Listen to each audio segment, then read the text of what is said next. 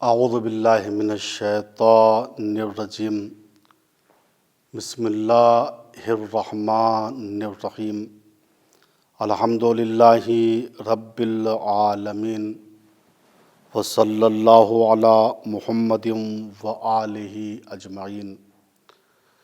ناظرین کرام، سلام علیکم ورحمۃ اللہ وبرکاتہ۔ میں نے بارہا اس جملے کی تکرار کی کہ خواب انسان کی حقیقی صورت اور اس کی حقیقی شکل کو دکھاتا ہے۔ خواب انسان کی اس شکل کو دکھاتا ہے جو شکل اس کی عالم برزخ میں اور عالم معنی میں ہے، اور یہی اس جملے کے معنی ہیں کہ خواب انسان کی حقیقت کو کما کان دکھاتا ہے، یعنی جیسا انسان ہے ویسے ہی عالم خواب میں وہ دکھائی دے گا۔ چونکہ ظاہری اعتبار سے انسان کا جسم انسان جیسا ہے، لیکن اس کی بری حرکتوں کی وجہ سے اس کی روح مسخ ہو کر جانور بن جاتی ہے۔ جس انسان کا کام اس دنیا میں جز فراڈ اور دھوکے کے کچھ بھی نہیں ہے، وہ ہمیشہ عالم خواب میں لومڑی یا بھیڑیا نظر آئے گا، یا وہ انسان جس کا کام صرف لوگوں کو اپنی زبان سے اذیت دینا ہے، وہ عالم خواب میں ہمیشہ بچھو یا سانپ کی شکل میں نظر آئے گا۔ تو خواب انسان کی شکل کو کما کان دکھاتا ہے، اور قرآن کریم میں ساری مثالیں، میں نے بارہا اس جملے کو عرض کیا، اس دنیا کی ہیں، اس دنیا کی نہیں ہیں۔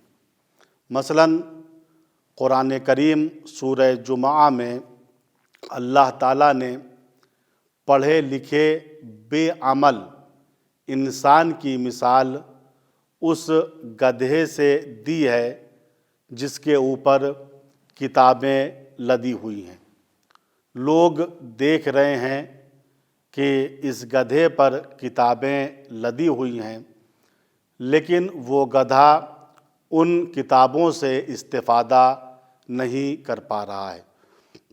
چنانچہ ارشاد ہو رہا ہے، مثل الذین حملوا التوراۃ ثم لم یحملوها کمثل الحمار یحمل اسفارا۔ ان لوگوں کی مثال جن کے اوپر توریت پر عمل کرنا واجب قرار دیا گیا، لیکن انہوں نے توریت پر عمل نہیں کیا۔ ان پہ واجب تھا یہودیوں پر کہ توریت پر عمل کریں، لیکن وہ بے عمل ثابت ہوئے۔ توریت کو لے بھی لیا، ظاہری اعتبار سے نبی کو بھی قبول کر لیا، لیکن مقام عمل میں بے عمل ثابت ہوئے۔ لہٰذا قرآن کریم نے ان کی مثال اس طریقے سے دی، کمثل الحمار یحمل اسفارا۔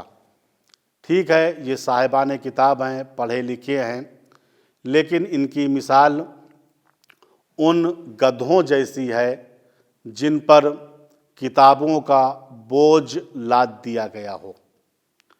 تو جو دانش مند ہے، پڑھا لکھا ہے، لیکن اپنے علم پر عمل نہیں کر رہا ہے، وہ عالم مثال میں، عالم خواب میں ہمیشہ گدھا ہی نظر آئے گا۔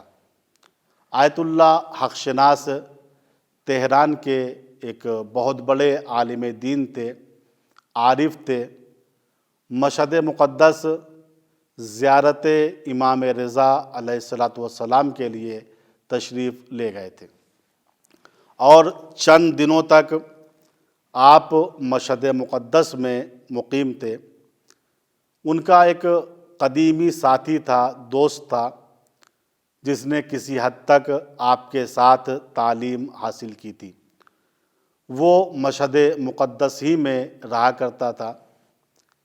ایک شب آیت اللہ حق شناس نے عالم خواب میں دیکھا کہ وہ میرا ساتھی، جس کو میں بہت ہی فعال سمجھتا تھا، بہت ہی باعمل سمجھتا تھا، بہت ہی اچھا اور با اخلاق سمجھتا تھا، وہ گدھے کی شکل میں کھڑا ہوا ہے اور اس کے اوپر پالان بھی نہیں ہے۔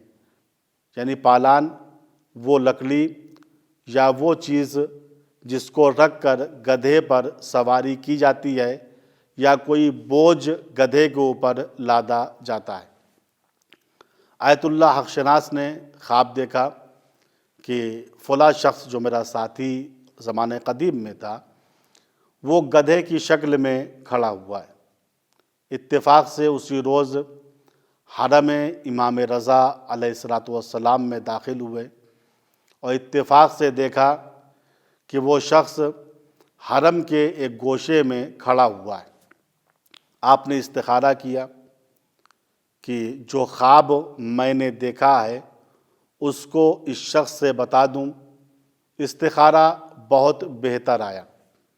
آیت اللہ حق شناس اپنے اس ساتھی کے قریب گئے اور کہا، ایک خواب میں نے آپ کے بارے میں دیکھا ہے اور استخارہ کیا کہ میں اس خواب کا تذکرہ آپ سے کر دوں، تو استخارہ بھی بہت اچھا آیا ہے۔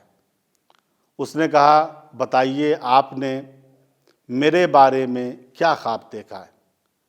آیت اللہ حق شناس نے کہا، میں نے عالم خواب میں تم کو گدھے کی شکل میں دیکھا ہے اور یہ دیکھا کہ تم ایسے گدھے کی شکل میں ہو کہ تمہارے اوپر پالان نہیں ہے، یعنی تم قابل مصرف بھی نہیں ہو۔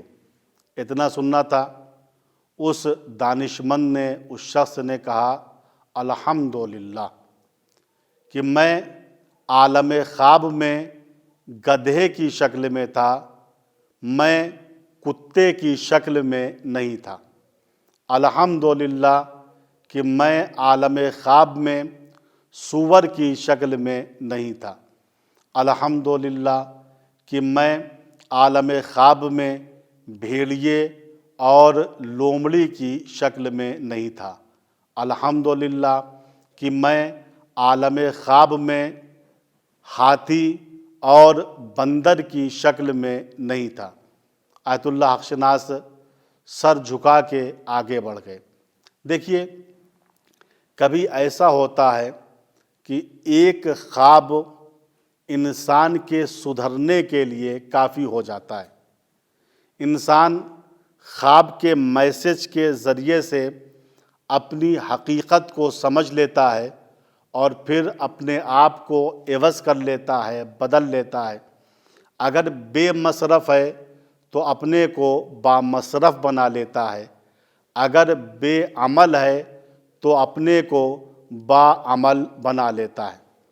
آیت اللہ حق شناس کہتے ہیں کہ جب میں نے اس شخص سے خواب کو نقل کیا اور نقل کر کے میں آگے بڑھ گیا، اس کے بعد جب بھی میں حرم حضرت امام رضا علیہ السلام میں داخل ہوتا تھا اور زری کے قریب پہنچتا تھا تو دیکھتا تھا کہ یہ شخص زری کو پکڑ کر شدت کے ساتھ گریہ کر رہا ہے، رو رہا ہے۔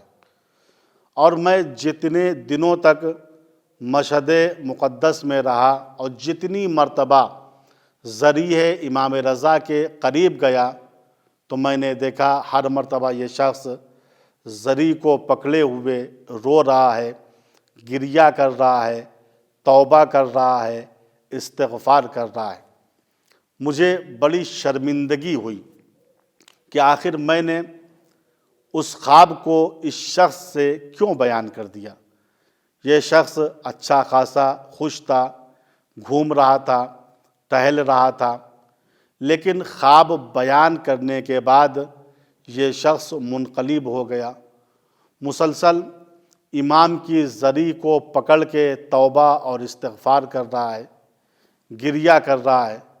آیت اللہ حق شناس کہتے ہیں، میں پھر اس کے قریب گیا، اس کے بازو کو تھاما، اس نے زری سے منہ کو ہٹایا، میری طرف اپنے رخ کو کیا، مجھے دیکھا، کہا کیا بات ہے؟ میں نے دست ادب جوڑ کے کہا مال معذرت، آپ نے بات کو بہت ہی جدی لے لیا، اصل میں کوئی حقیقت میں نے آپ کو گدھے کی شکل میں تھوڑی دیکھا تھا، میں نے عالم خواب میں آپ کو گدھے کی شکل میں دیکھا تھا، اور ایسا گدھا جس پہ پالان نہیں تھی، اور آپ تو خواب سننے کے بعد مستقل گریہ کر رہے ہیں، مستقل رو رہے ہیں، مستقل تضرع اور زاری کر رہے ہیں۔ میں نے حقیقت میں تھوڑی آپ کو اس شکل میں دیکھا تھا، خواب میں دیکھا تھا، اور خواب انسان کا سچا بھی ہوتا ہے، خواب انسان کا جھوٹا بھی ہوتا ہے۔ اتنا سننا تھا، اس شخص نے روتے ہوئے کہا قبلہ آپ کا بہت بہت شکریہ کہ آپ نے مجھے اپنی بیکاری کی طرف متوجہ کر دیا، اب میں سنبھل گیا ہوں، اب میں کوشش کروں گا کہ اپنے علم پر عمل کروں۔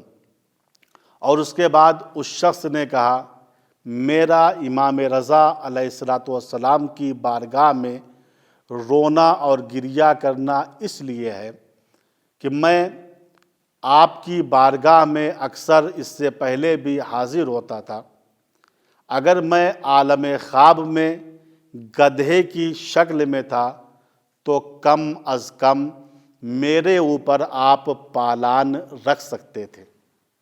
تو عزیزو، آپ نے غور کیا کہ ایک خواب کبھی انسان کے سنبھل جانے کے لیے کافی ہوتا ہے۔ خواب میسج ہوتا ہے، خواب انسان کو اس شکل میں دکھاتا ہے جس شکل میں انسان عالم برزخ میں ہوتا ہے۔ کبھی انسان کی روح مسخ ہوتی ہے، یعنی جسم انسان جیسا ہے لیکن بد اعمالی اور بد کرداری کی وجہ سے انسان کی روح بھیڑیے کی ہو گئی ہے، ہاتھی کی ہو گئی ہے، بندر کی ہو گئی ہے، خنزیر کی ہو گئی ہے۔ اور کبھی انسان کا جسم مسخ ہو جاتا ہے۔ جن لوگوں کے جسم مسخ ہوئے ان کی شناخت بڑی آسان تھی، چونکہ ہم دیکھ رہے ہیں کہ یہ مسخ ہو کر جانور بن گیا ہے، یہ مسخ ہو کر ہاتھی بن گیا ہے۔ مسخ یعنی انسان کا اپنی اصلی شکل سے اپنے سے کمتر مخلوق کی شکل میں آ جانا۔ اصطلاح میں اس چیز کو مسخ کہتے ہیں، یعنی یہ جسمی اعتبار سے، روحی اعتبار سے انسان تھا، لیکن اس نے کوئی زیادہ ہی زشت اور برا عمل انجام دیا، تو یہ مسخ ہو کر کتے کی شکل میں آ گیا، مسخ ہو کر بندر کی شکل میں آ گیا، مسخ ہو کر مکڑی کی شکل میں آ گیا، مسخ ہو کر بھالو کی شکل میں آ گیا۔ گزشتہ امتوں میں جن لوگوں نے حکم خدا کی نافرمانی کی، اللہ تعالیٰ نے ان لوگوں کو مسخ کر دیا۔ مسخ شدہ 13 قسم کے حیوانات ہیں۔ البتہ یہ بات میں اپنے ناظرین کے لیے واضح کر دوں، جن قوموں کو اللہ نے مسخ کیا تھا وہ لوگ 3 دن سے زیادہ زندہ نہیں رہے۔ اور یہ حدیث ہے کشاف الحقائق امام جعفر صادق علیہ السلام کی، کہ آپ فرماتے ہیں کہ جن لوگوں کو اللہ نے مسخ کیا وہ لوگ 3 دن سے زیادہ زندہ نہیں رہے۔ تیسرے دن یا چوتھے دن وہ سارے کے سارے لوگ ہلاک ہو گئے۔ لیکن اللہ تعالیٰ نے ان کی شکلوں میں کچھ حیوان کو خلق کیا تاکہ یہ حیوان لوگوں کے لیے باعث عبرت اور باعث نصیحت رہیں۔ مثلاً ہم بندر کو دیکھ کے پتہ لگائیں کہ ایک قوم زمانے گزشتہ میں تھی جنہوں نے حکم خدا کی مخالفت کی تھی، اللہ کا عذاب آیا، وہ بندر بن کے مر گئے۔ اللہ نے ان کی شکل میں بندر کو خلق فرمایا۔ تو میرے ناظرین کرام، میں اس بات کو واضح کر دوں کہ مسخ شدہ حیوان 13 قسم کے ہیں۔ بچھو، خنزیر، ہاتھی، بھالو، مکڑی، خرگوش، بندر، بجو، مارماہی، چمگادڑ، کرم سیاہ، سہیل اور زہرہ، یہ 2 دریائی جانور ہیں۔ یہ 13 قسم کے حیوانات وہ ہیں جن کو اللہ نے نافرمانی اور گناہوں کے جرم میں مسخ فرما دیا تھا۔ ان میں سے کچھ مرد ہیں اور کچھ عورتیں ہیں، یعنی یہ عذاب صرف مردوں پہ نازل نہیں ہوا بلکہ کچھ خیانت کار، جنایت کار، گنہگار خواتین بھی تھیں جن کے گناہوں کے سبب اللہ تعالیٰ نے ان کو مسخ کر دیا۔ مثلاً بچھو ایک ایسا مرد تھا، ایسا شخص تھا جو لوگوں کو ہمیشہ زخم زبان دیا کرتا تھا۔ خنزیر یہ وہ لوگ تھے جنہوں نے اپنے نبی سے کہا تھا، آپ آسمان سے مائدہ اور دسترخوان کو ہمارے لیے نازل فرمائیے۔ اگر اللہ تعالیٰ نے ہمارے لیے آپ کی دعا سے آسمان سے دسترخوان کو نازل فرما دیا تو ہمیں اس بات کا یقین ہو جائے گا کہ آپ خدا کی طرف سے بھیجے ہوئے سچے نبی ہیں۔ اللہ کے اس نبی نے دعا کیا، آسمان سے دسترخوان نازل ہوا، ان لوگوں نے کھانا کھایا لیکن بعد میں کفر کر گئے اور نبی کی نبوت سے یہ کہہ کر انکار کر دیا، یہ معجزہ نہیں بلکہ یہ تو ایک جادو تھا، کیا آسمان سے دسترخوان بھی نازل ہو سکتا ہے؟ اسی طریقے سے ہاتھی ایک لوطی شخص تھا، بھالو ایک ایسا شخص تھا جو اپنی مفعولیت کی وجہ سے لوگوں کی توجہ کو جلب کرتا تھا۔ مکڑی یہ بھی مسخ شدہ حیوانوں میں سے ہے۔ ایک عورت تھی جس نے اپنے شوہر کے ساتھ خیانت کی تھی۔ اسی طریقے سے خرگوش ایک ایسی خاتون تھی جو ماہانہ واجب غسل نہیں کرتی تھی۔ بندر یہ ایسے لوگ تھے جنہوں نے حکم خدا کی مخالفت کر کے شنبے کے دن مچھلی کا مسلسل شکار کیا تھا۔ بجو ایک ایسا بادیہ نشین مرد تھا جو حجاج کرام کو لوٹ لیا کرتا تھا۔ تو میرے ناظرین کرام، آپ نے دیکھا کہ جو اپنے گناہوں کے سبب مسخ ہوئے، ان میں سے بعض مرد تھے، بعض عورتیں تھیں۔ یہ مسخ ہونا جسمی اعتبار سے تھا، یعنی ان کا جسم انسان سے بچھو بن گیا، یعنی ان کا جسم انسان سے بھالو بن گیا، یعنی ان کا جسم انسان سے ہاتھی بن گیا۔ یہ مسخ ہونا جسمی اعتبار سے ہے، لیکن ایک مسخ ہونا روحی اعتبار سے ہے۔ انسان کا جسم انسان والا ہے، لیکن اس کی روح گناہوں کی وجہ سے مسخ ہو کر بچھو بن گئی ہے، ہاتھی بن گئی ہے، بھالو بن گئی ہے، بجو بن گئی ہے۔ ایسا شخص جس کا جسم انسان والا ہے لیکن روح مسخ ہو گئی ہے، تو وہ صرف عالم خواب ہی میں نہیں حقیقی شکل میں نظر آئے گا، بلکہ عالم بیداری میں بھی روشن بین نظروں سے، آخرت بین نظروں سے اس کی حقیقی شکل دکھائی دیتی ہے۔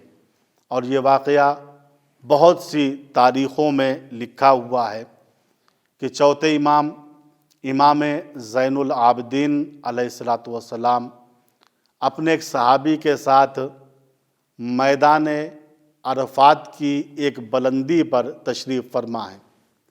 اس سال حج کے موقع پر بہت سے لوگ حج کرنے کی غرض سے آئے تھے۔ صحرائے عرفات لوگوں کی جم غفیر سے چھلک رہا تھا۔ امام کا یہ صحابی ایک مرتبہ اتنے بڑے مجمع کو دیکھ کر گھبرا کے کہتا ہے، مولا ما اکثر الحجیج، میرے آقا اس سال دیکھیے ماشاءاللہ سبحان اللہ کتنے زیادہ حاجی مکہ شریف میں تشریف لائے ہیں۔ صحرائے عرفات حجاج کرام سے بھرا ہوا ہے۔ امام نے نظروں کو اٹھایا، ان حجاج کو دیکھا، پھر اس صحابی کی طرف دیکھ کے کہا، ما اقل الحجیج و اکثر الزجیج، حجاج کرام کتنے کم ہیں لیکن چیخ پکار کرنے والے بہت زیادہ لوگ ہیں۔ امام کا صحابی کیا کہہ رہا ہے، مولا کتنے زیادہ حجاج کرام ہیں۔ امام چونکہ حقیقت کو دیکھتا ہے، انسان کو کان دیکھتا ہے، انسان کی اصلی صورت کو دیکھتا ہے، لہٰذا امام یہ کہہ رہے ہیں، ما اقل الحجیج و اکثر الزجیج، حاجی کتنے کم ہیں لیکن شور و پکار کرنے والے بہت زیادہ ہیں۔